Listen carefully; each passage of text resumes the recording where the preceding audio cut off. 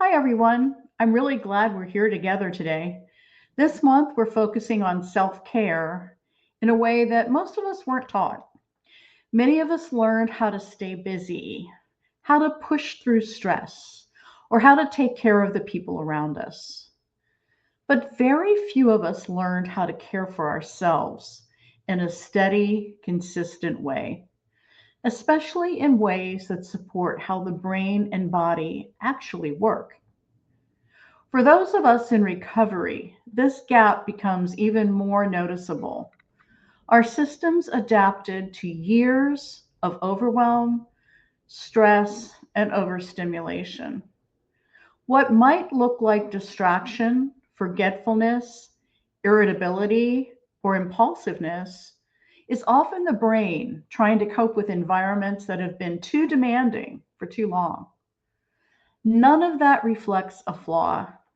It reflects how human neurobiology responds under stress. So, this month, we're looking at self care from the inside out. We're asking, what does the brain require to function well? What does the body need to stay regulated? What helps us think clearly, respond thoughtfully, and stay connected to ourselves? And to answer those questions, we're starting with the part of the brain that makes steadiness possible, the frontal lobe. When this area has more support, clarity increases, reactions slow down, and everyday decisions feel less overwhelming. Not because we're trying harder, but because the brain has enough resources to do its job. Today, we'll look at why this part of the brain becomes depleted, how it naturally rebuilds itself, and how self care becomes more possible when we understand what our systems have been carrying. We begin with the frontal lobe because it plays a central role in how we function. This part of the brain is responsible for planning, attention, memory, emotional steadiness, and impulse control. It helps us step back, think clearly, and make choices that match our values rather than our stress level. The challenge is that the frontal lobe is also one of the first regions to lose capacity under pressure. It has extremely high energy demands. It uses more oxygen and glucose than many other brain regions per unit of tissue. Because of this, anything that disrupts blood flow, increases stress hormones, or overstimulates the reward pathways pulls energy away from this area. So when someone finds themselves reacting quickly, struggling to focus, or feeling overwhelmed by simple decisions, it's not a sign of poor motivation. It's a sign that the part of the brain responsible for steadiness hasn't had the resources that it needs. Self care becomes much easier when the frontal lobe is supported. That's why we begin here. The frontal lobe, especially the prefrontal cortex, is involved in many of the everyday abilities we rely on. It helps us stay present in conversations. It helps us absorb new information and hold it long enough to use it. It allows us to organize our thoughts, and it plays a major role in how we respond emotionally. When the frontal lobe has enough support, the brain has a small delay between a trigger and a reaction. That delay, sometimes less than a second, creates room for a calmer, more thoughtful response. Without adequate support, that delay shrinks. The system shifts toward faster, more protective reactions. This isn't because someone is reactive by nature. It's because the biology of their brain has been shaped by years of overstimulation, chronic stress, or repeated dopamine surges. Understanding this helps us remove the shame and see the physiology behind our experience. We often think of self-care as a moral issue, something we should do or shouldn't do. But self-care is largely a neurological issue. When the frontal lobe has enough capacity, the brain naturally supports routines, calm thinking, and emotional regulation. When this area is depleted, even simple self-care can feel overwhelming. Planning feels too difficult. Sleep is disrupted. Emotional reactions intensify. It becomes hard to follow through, not because the person is resistant, but because the brain is overloaded.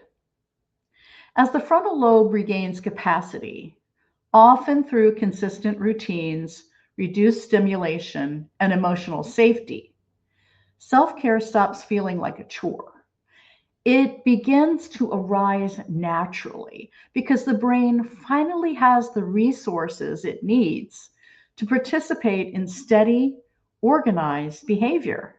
Healing in the frontal lobe happens gradually because the processes involved increased blood flow, reduced cortisol, improved neural integration, they all take time. There's no sudden breakthrough moment. Instead, the system begins showing small changes. People often report that they can follow a share and a chat more easily. They can remember something someone said earlier, or they find themselves thinking for a moment before reacting. These changes reflect improved communication between the prefrontal cortex and the other regions of the brain. When the nervous system experiences less internal pressure, meaning fewer emergency signals, less overstimulation, and more predictability, the frontal lobe gets more access to blood flow and energy. This allows it to reintegrate into daily functioning. These small shifts are early signs that the brain is redistributing resources in a healthier way. Early improvements show up as brief increases in presence and memory. Someone might notice that they stayed engaged in a conversation slightly longer than usual, or they may recall a detail from a chat that would have vanished before. This isn't accidental. Attention and memory rely heavily on prefrontal activity. When the brain begins allocating more resources to the frontal lobe, often because emotional pressure decreases, these functions start improving. Another key marker is the appearance of a pause before responding to stress. Even a 1 second gap is significant. That moment reflects the frontal lobe coming online and inhibiting the immediate protective reaction from deeper limbic structures. It means the brain is shifting from a survival pattern to a more integrated pattern. One of the clearest signs of frontal lobe improvement is that decision making becomes less chaotic. When blood flow to this region improves, either from reduced stress, increased sleep quality, or decreased overstimulation, the brain regains the ability to weigh options calmly. This is partly because the prefrontal cortex helps suppress unnecessary impulses and irrelevant thoughts. When this area is under resourced, thoughts feel scattered and choices feel pressured. As capacity returns, the brain organizes information more efficiently. People often describe thinking becoming quieter, not in a spiritual sense, but in a literal neurological sense. Fewer signals competing for attention. As clarity increases, reactions slow down. This slowing is a product of prefrontal inhibitory circuits functioning, again, not personal effort. Impulse intensity is directly related to how well the frontal lobe communicates with the limbic system. When the prefrontal cortex is weakened by stress, processed foods, or sleep loss, limbic impulses feel urgent and demanding. There's no buffer. As the frontal lobe strengthens, it reestablishes top down regulation. This means impulses still appear, but they no longer come with the same force. The system gains a little room to evaluate them. People often notice themselves starting an old coping behavior, then stopping partway through without forcing it. That shift reflects improved prefrontal limbic communication. The impulse isn't being suppressed, it's being softened by a healthier distribution of neural activity. This is one of the strongest indicators of recovery. Learning requires multiple brain systems working together: attention networks, working memory, and emotional regulation. When the frontal lobe is underpowered, these systems struggle to coordinate. Information might enter the brain, but not stay long enough to be used. As stability increases, learning becomes easier. People often begin taking notes without planning to. They understand and remember more from each chat. They find themselves sharing what they learned with others, not to perform, but because they genuinely retain the information. This happens because the brain is no longer prioritizing threat signals. The prefrontal cortex can finally stay engaged long enough to process new material. It's a sign that cognitive resources are being freed from constant stress. Reading depends on the brain's ability to sustain attention and convert written language into meaningful concepts. Under chronic stress or dopamine overload, these abilities weaken.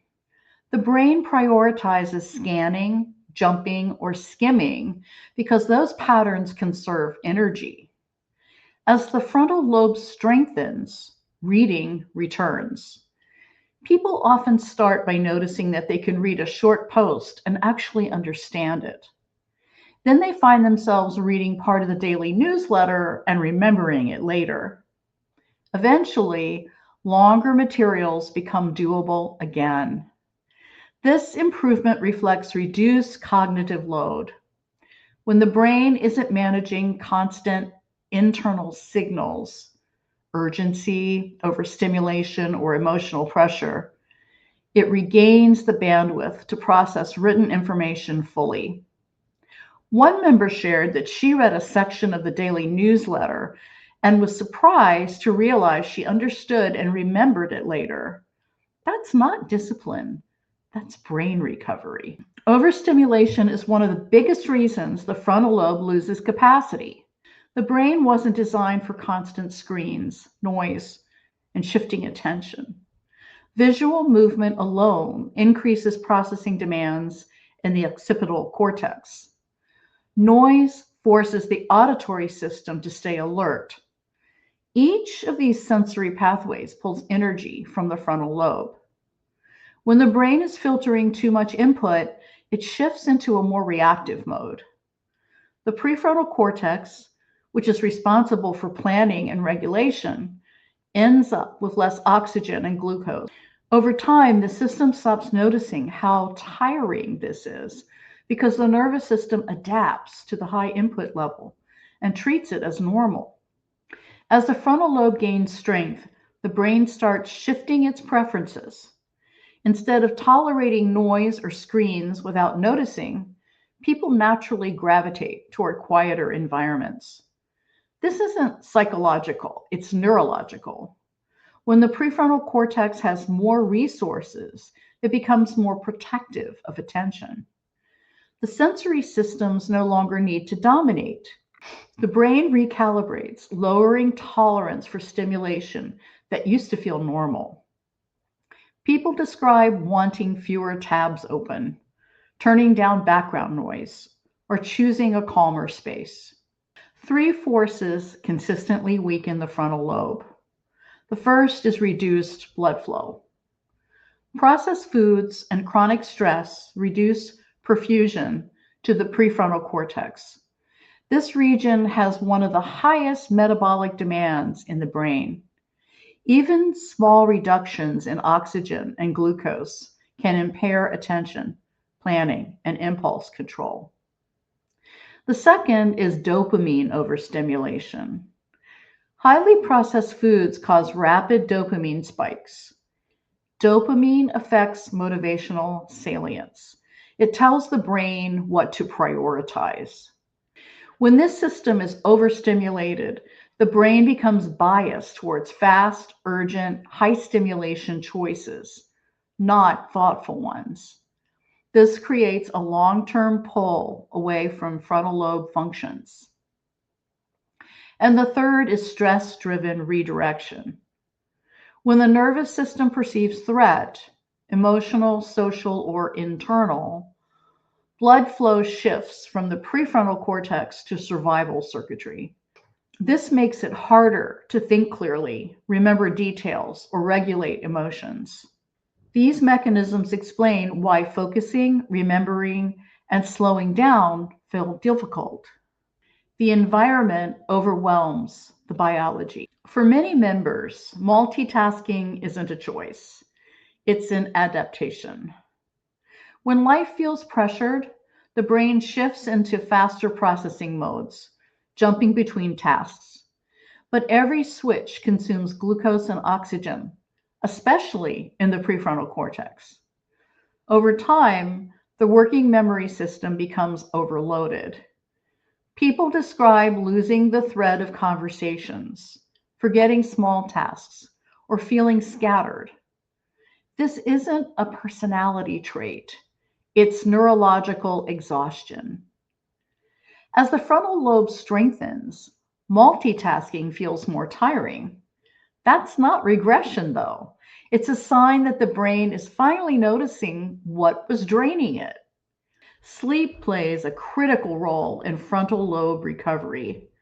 During sleep, the brain consolidates memory, clears metabolic waste, and resets neurotransmitter balance. The prefrontal cortex depends heavily on these processes. When sleep is disrupted by stress, or cravings, or emotional overload, prefrontal function drops. Decision making becomes harder. Emotional reactivity increases. Attention weakens. As the system stabilizes, even small improvements in sleep quality support the frontal lobe. Falling asleep more easily, waking up fewer times, or feeling slightly more rested are meaningful neurological shifts. These changes aren't about discipline, they reflect changes in brain chemistry and reduce stress signaling. Impulses change when the prefrontal cortex strengthens its communication with the limbic system. When the brain's under stress, limbic circuits dominate, creating fast, urgent impulses. As the prefrontal cortex regains capacity, it begins to buffer these signals. This shift often shows up in small moments. Someone will begin an old coping behavior automatically and then stop halfway, not from resisting, but because the urgency simply isn't there. The first time someone notices a pause before reacting is a major sign of prefrontal recovery. The pause is the moment the frontal lobe re-engages inhibitory circuits that have been offline during years of stress or overstimulation. This small shift indicates improved top-down regulation. The brain is actively slowing down limbic signals so the person can choose their response rather than default to protection. Reading requires sustained attention and working memory, both heavily dependent on prefrontal function. When the brain is overwhelmed, reading becomes scanning or skimming because deeper processing is just too demanding. As the frontal lobe regains resources, reading ability returns. Short posts feel easier. Daily newsletters become understandable. Longer materials stop feeling draining. As neurological capacity increases, Identity begins to shift. This doesn't happen because someone decides to change. It happens because the part of the brain responsible for calm evaluation becomes more available. When the prefrontal cortex contributes more, reactions begin aligning with long-term values rather than immediate pressures. People feel less conflict inside because the system isn't pulled in as many directions. You might notice your responses matching who you want to be, not because of effort, but because your brain has enough stability to support those choices. The frontal lobe functions best under conditions of low sensory strain and low internal pressure. Reducing visual and auditory input gives it more energy. Predictable routines reduce cortisol, which preserves blood flow. Single task focus allows the brain to maintain working memory more efficiently. These aren't goals to achieve, they're conditions that naturally support frontal lobe strength. When these conditions are present, even in small doses, clarity increases, emotions stabilize, and impulses lose intensity. These shifts reflect neurological recovery, not willpower. As the frontal lobe recovers, attention strengthens in a predictable way. The brain becomes better at distinguishing what matters from what doesn't, what neuroscientists call an improved signal to noise ratio. This happens because the prefrontal cortex is no longer overwhelmed by competing inputs. With less sensory interference, the attention networks can sustain focus for longer periods without fatigue. You might notice this in small ways. Following a full share without drifting off, staying present in a conversation, or finishing a simple task without jumping to another one. These moments show that the prefrontal cortex has regained enough endurance to stay engaged rather than switching into protective patterns of distraction. This isn't something you do consciously. It's a natural outcome of the brain allocating more resources to higher level functions. Memory depends on several systems working together: the hippocampus, the prefrontal cortex, and the pathways that link the two. Chronic stress disrupts these connections. Cortisol weakens hippocampal activity, and reduced blood flow to the prefrontal cortex interrupts both the encoding and retrieval of information. As stress signals decrease and the frontal lobe strengthens, memory improves. People begin recalling what others shared during a chat. They remember details from the daily newsletter. They hold on to ideas long enough to reflect on them. A member once said, "I remembered something from the chat hours later." That might sound small, but neurologically, it means the pathways for storage and retrieval are active again.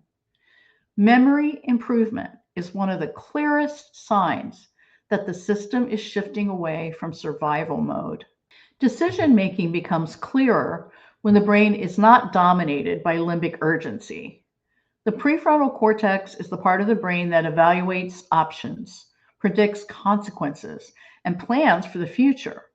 When this region is overshadowed by stress or dopamine-driven urgency, choices feel pressured. The brain feels foggy. As the frontal lobe recovers, decisions feel more stable. Instead of reacting quickly to reduce discomfort, people feel able to pause and consider what actually aligns with their long-term well-being. This isn't about becoming better at decisions. It's about the brain having the neurological stability to slow down long enough for thoughtful evaluation. When the prefrontal cortex participates, choices naturally become clearer and calmer. Impulse control improves when the brain's reward pathways aren't dominating the system. In processed food addiction, the dopamine circuitry becomes highly sensitized. It sends strong urgency signals that bypass thoughtful evaluation. That's why impulses can feel automatic and overwhelming. When the prefrontal cortex regains capacity, it strengthens top down pathways that help modulate limbic signals. This doesn't eliminate impulses, the brain still generates them, but it reduces their intensity and frequency. Impulse improvements happen gradually. They don't come from suppression or force. They come from restored communication between brain regions that were not working together under chronic stress. This is why people sometimes describe impulses feeling smaller. That reduction comes from neurological capacity, not willpower. Learning requires the brain to take in new information, hold it temporarily, and integrate it into existing knowledge. When stress is high or when dopamine pathways are overstimulated, the brain prioritizes speed rather than depth. This makes learning feel unstable and fragmented. As the frontal lobe strengthens, the system becomes less reactive and more receptive. Working memory improves because the brain isn't constantly shifting gears. Emotional pressure decreases, which frees up cognitive space. Information stays long enough to be processed. People often begin sharing small insights during chats, not because they're trying to participate more, but because they genuinely retain something that resonated. Learning becomes easier when the brain isn't overwhelmed. Reading requires sustained attention, emotional steadiness, and cognitive organization, all functions of the prefrontal cortex. When those systems are overloaded, reading feels like a lot of work. The brain shifts into scanning mode, which is faster but less effective for comprehension. As the system stabilizes, reading returns. People move from skimming to actually understanding. They feel the difference between scanning for relief and reading for understanding. It becomes easier to sit with a paragraph and follow the ideas instead of bouncing off the page. Reading improvement is a direct neurological marker of recovery. When the nervous system isn't managing constant sensory input, it reallocates resources to the frontal lobe.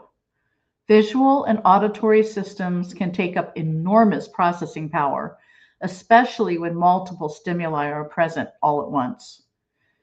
Reducing sensory load even slightly, lowering volume, dimming lights, closing extra tabs, turning off a screen, frees up neurological bandwidth.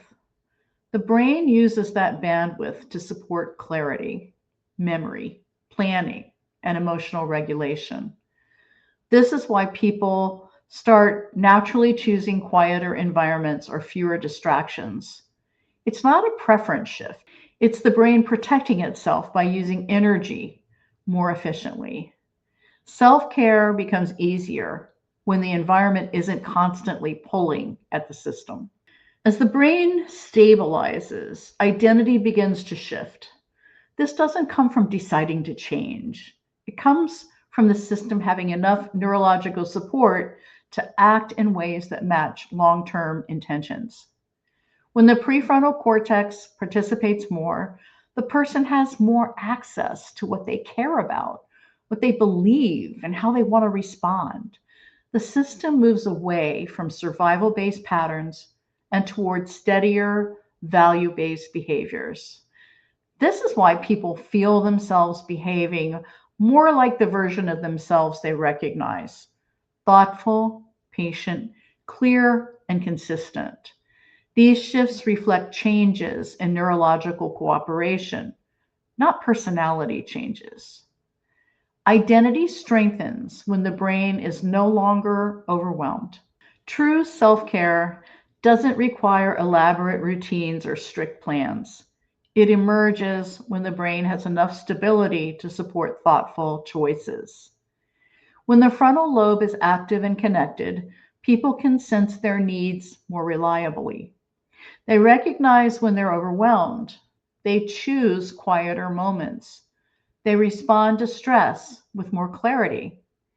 These shifts happen because the brain has the capacity to participate in its own well being.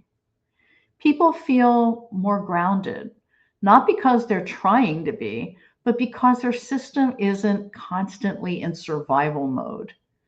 Self care becomes a natural expression of brain function rather than a task to complete. The most important part of strengthening the frontal lobe is consistency. The brain responds to patterns, predictable rhythms, manageable stimulation, and steady routines. When these conditions are present, the frontal lobe continues to gain capacity. This doesn't mean doing things perfectly. It means giving the brain fewer emergencies to respond to. Reducing pressure allows the system to allocate more energy to higher functions. We don't force this process. We create the conditions where it can happen. The frontal lobe strengthens through repetition, safety, and connection. Being in community reduces stress signals. Hearing others' experiences lowers threat perception. Staying close to people who understand the path removes pressure from the nervous system.